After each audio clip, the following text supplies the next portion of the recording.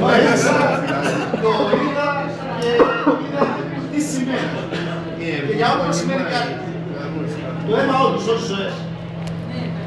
Ας δούμε και εμείς το τυφάκι αυτό και να ξυπνήσουμε μία μέρα και να πούμε ότι μπορούμε να βοηθήσουμε.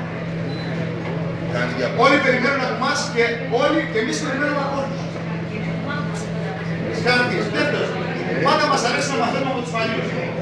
Είμαστε νεαροί στο κλαμπάκι, προσπαθούμε να βρούμε τον δρόμο μας και από εσάς τους παλιούς πιστεύουμε ότι είστε καθοδηγητές.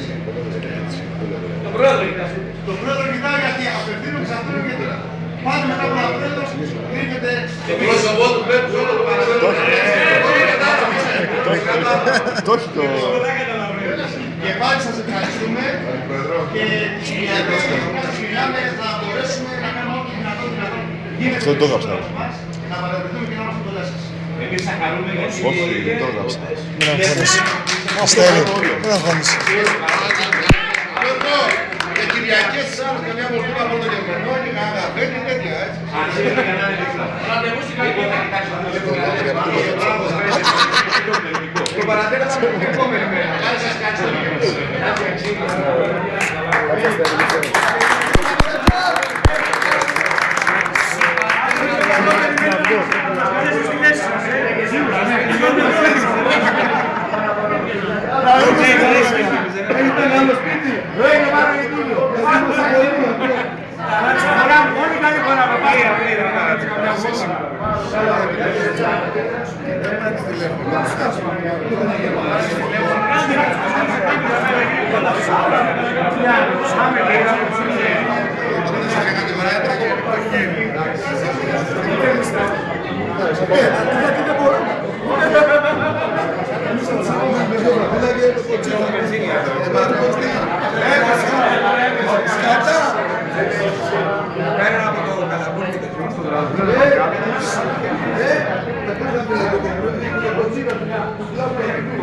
Λοιπόν, παιδιά,